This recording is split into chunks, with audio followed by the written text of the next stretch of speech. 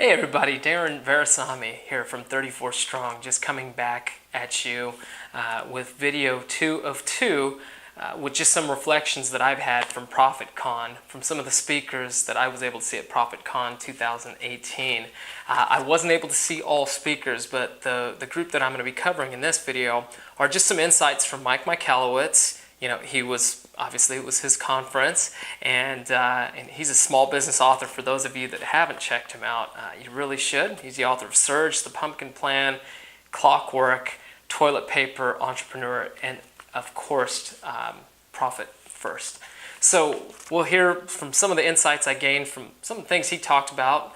Adrienne Dorison, who's the founder of Run Like Clockwork, who takes the ideas covered in Clockwork and has formulated that into the process that she's able to roll through with different organizations. I will also share just some insights that I was able to capture from Jeffrey Shaw as well. If you didn't check out video number 1, in video number 1 I talked about the talk delivered by John Bates, and I also talked about the talk delivered by the CEO warrior, Mike Aguilera. So let's start off in this section here talking about Jeffrey Shaw. Now, Jeffrey Shaw is the author of a book called Lingo, and he is also a photographer. He's a photographer to the stars. He has shot many a celebrity and has captured the lifestyles of the rich and famous, and he's learned so much along the way because that's definitely not his background and who he is. And he shares that in his book called Lingo. Now, lingo is not just about the language spoken in these places, but really understanding the habits. And I wanted to just share one of the nuggets that Jeffrey talked about that really turned the corner for him in his process of going from photographer to kind of a branding expert in the space of marketing and thinking about lingo that happened early in his career.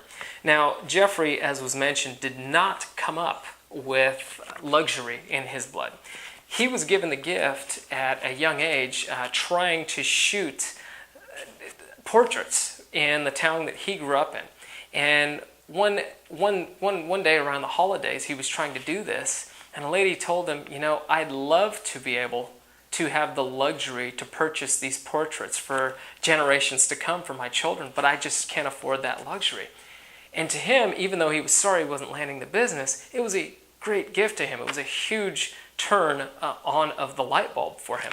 What Jeffrey realized in that moment is he was talking to the wrong clients. What he was providing was luxury good, and he knew nothing about luxury. That wasn't where he came up with. He didn't understand how the wealthy, those that could afford luxury, would shop, how they would make decisions, what their habits were. So what did Jeffrey do? He went into downtown Manhattan, he went on to Fifth Avenue, and he found a really high-end department store, went in there and just studied what was taking place in that department store. He noticed the little things, like the fact that on price tags, the ones that he could see, there was no pennies on it. There was no cents that were shown. He noticed there was barely cash registers. He couldn't even see a cash register within sight. And he was able to find his way to some product that he could afford for $20, and he wanted to go through the gift wrapping experience to just understand how are decisions made here, what goes on, what are the habits of these folks. So he makes his purchase, he makes it over to gift wrapping, and he's getting it gift wrapped. And he asks the lady, he goes, I'm here to just really learn about your clients. And he's concerned that maybe she's going to be creeped out.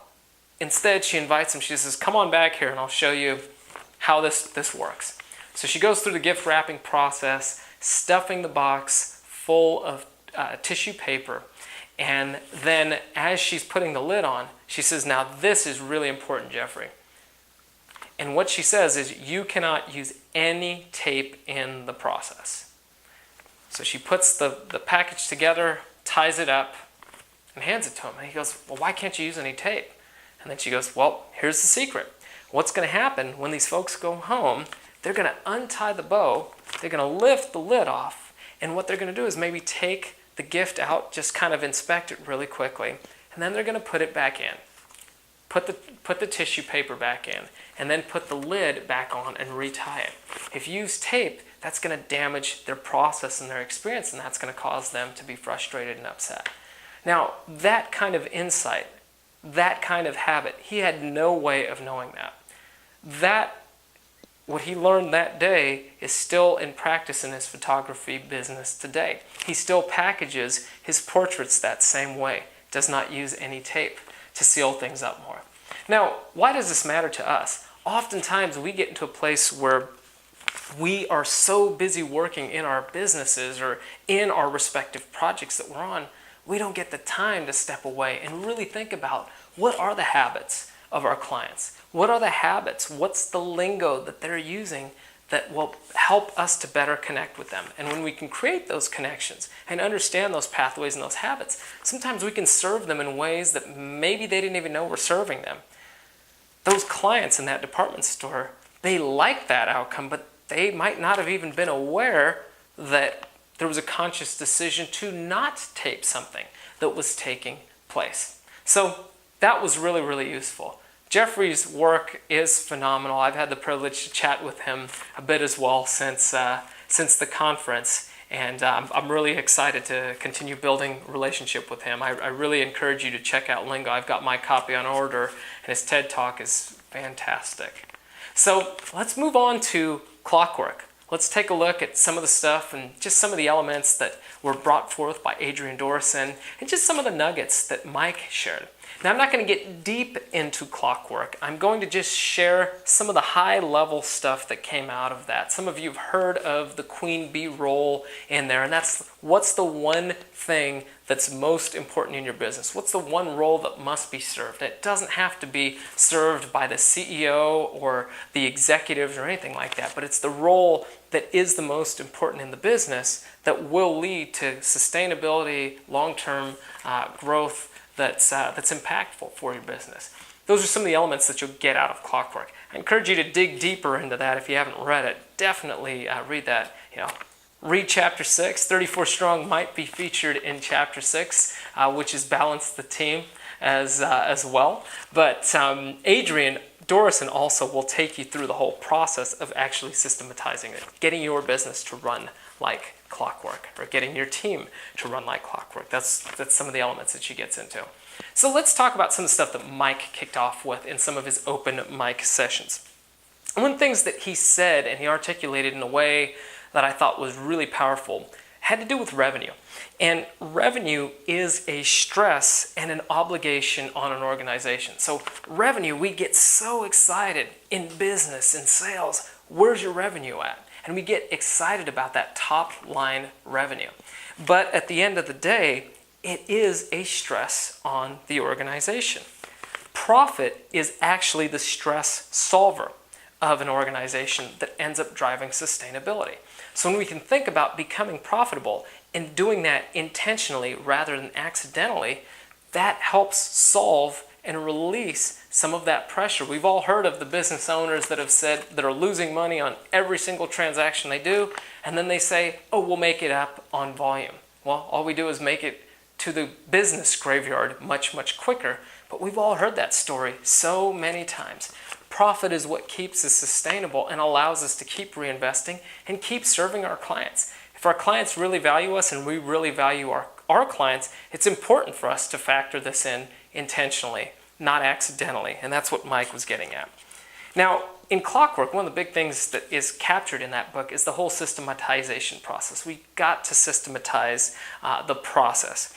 Mike does talk about making a flowchart. This is where we're just dumping everything that we do, making a flowchart of all that we do.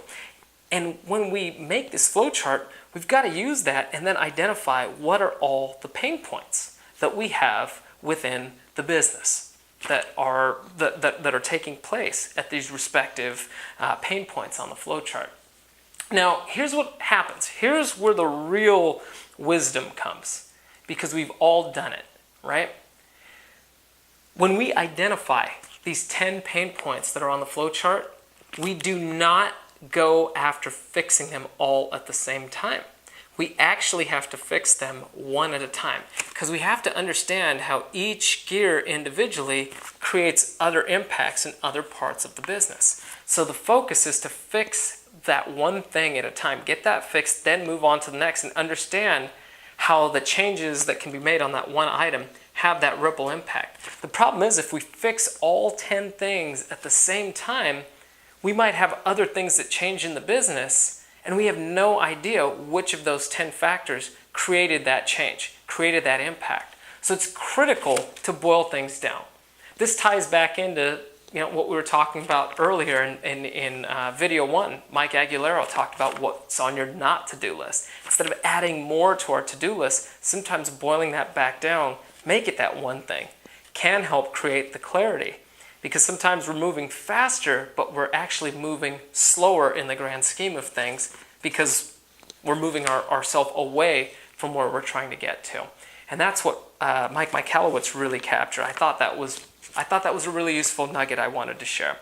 One of the other things that's really, really important, and I know Profit First professionals have gotten into doing this, is, we all have systems. In any organization we're in, any business we're in, there's a system. Now, whether we have it captured or not, that's not always the case. But we've got to capture the systems. Now, you've all heard this, we've got to capture the systems, but they advocate for, one of the things Mike advocated for was, let's capture the systems while we're doing the work. Now, how do we do that? There's so many software solutions. We can use Loom. That's one tool that's out there. I think 34 Strong is going to start doing this pretty soon. But while we're doing the work, we're recording the screenshot and just having somebody talk over that. So it's just recording what we're doing when the work is getting done, and we're just talking through it as if we're training a new employee, but capturing that on video. We can set that up as a private YouTube channel. We can help set up that system so it's in place for when that next employee is brought on, or existing employees that are stepping into doing that respective task. They know how. This doesn't need to be a thick operations manual, standard operations manual that nobody's going to read. It can just be a 30-second or 40-second video click that we have archived, and it's easy for us to all find and know exactly where these systems are in place. So those were some of the things that Mike had shared. I'm just pulling up my notes here and just taking a look at the final section that I was able to capture, which was Adrienne Dorison. Now, Adrienne Dorison, she's one of the founders of Run Like Clockwork, and she led off her talk with, I thought, a very, very interesting example, and it's that of Netflix. Now, Netflix has really gotten their organization up to where they've systematized everything. Now, some of you that are managers, that are leaders, that are entrepreneurs, you might be thinking, "Oh, that is so amazing." Now, it was good, but what they've done is they've dummy-proofed everything. They've dummy-proofed everything in their systems, and what that's done, folks, is it's actually created a culture where, well, nobody really wants to work there. Nobody that has any talent really wants to work there, because they're not feeling empowered to be able to do anything. What we have to remember in this area of systematizing our organizations, when we're thinking of getting our organizations to run like clockwork, it's the people that drive the systems in the business, right? We've got to allow the people to drive those systems. If we've created a process where everything's dummy-proof, we're going to have a heck of a lot of trouble attracting and maintaining and retaining the right talent, because people don't feel empowered. They feel like they're, well, dummy-proofed, right? So we're treating them like dummies. What do you expect for people to be able to do in those particular roles? We've got to remember, as well as leaders, we've got to help set the targets of where we want to be, but allow our team to be empowered to drive the systems and allow the people to get there.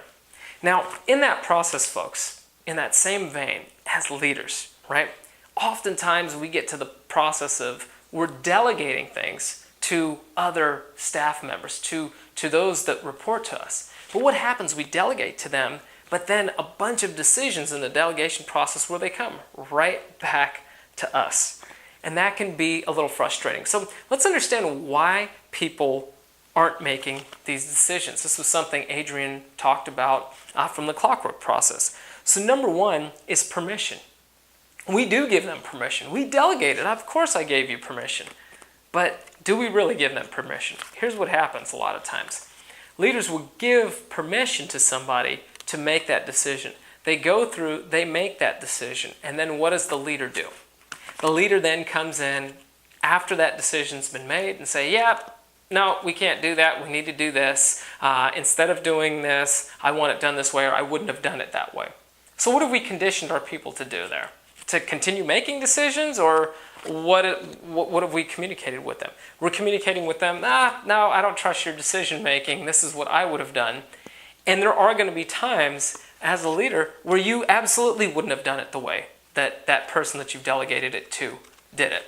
But in allowing that decision to stand sometimes, that starts creating the process of empowerment. And we can manage through this by coming up with even suggested decisions. And I'll talk about that in just a moment. Sometimes there's information. The second point here, okay? Second point is, so we've got, number one is permission. Number two is information. A lot of times the information that's needed might very well be missing. So sometimes it's tough to find the file on our shared folder. It's not cleaned up, and that's holding up the process. That could be one of the pain points on the flow chart that needs to get cleaned up. Who can be the one that's responsible for cleaning that up? Again, instead of fixing everything, what's the one thing that we're going to tackle? And attack that one thing. And you can have your list of 50, but take them one at a time. You do one thing for each week of the year, 52 weeks, that can create massive turnaround in your business. Focus on one thing. I know at 34 Strong, we need to work on that as well. This is really, really useful stuff. So the third point is confidence. And a lot of times confidence stems from a combo of those two, right? They've been squashed on the permission. They've been granted permission, but then we end up making the decision as the leader. They don't know where the information is, so then they just come back to us. They don't have the confidence to make that decision, and then they just run to us. So the suggested decision process that I thought Adrienne did a masterful job of is when a decision is coming back to you as a leader, we can go take it right back to the team or to that leader and say, go ahead and put your suggested decisions together. Allow those decisions to be generated, and then allow them to pick from that pool. So you've still pushed it back, but you're just helping facilitate that decision-making process, but starting to move yourself out of it as a leader and allowing them to take ownership of the outcome, not the task. We've got to get into a habit of delegating the outcome, not the task.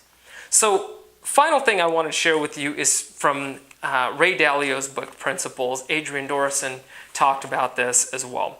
And what Ray Dalio got into the habit of doing was he would share decisions that he had made each week and just write a letter to the team and explain why he had made that decision as he had done. And what it did is it gave people the insight into the leader's mind. Perhaps that's something that you can adapt and do weekly. Maybe you're doing it monthly, but it's getting people into why you're making the decisions that you did. So folks, I want to thank you so much for watching this, and I hope you've gotten some good, useful nuggets out of it.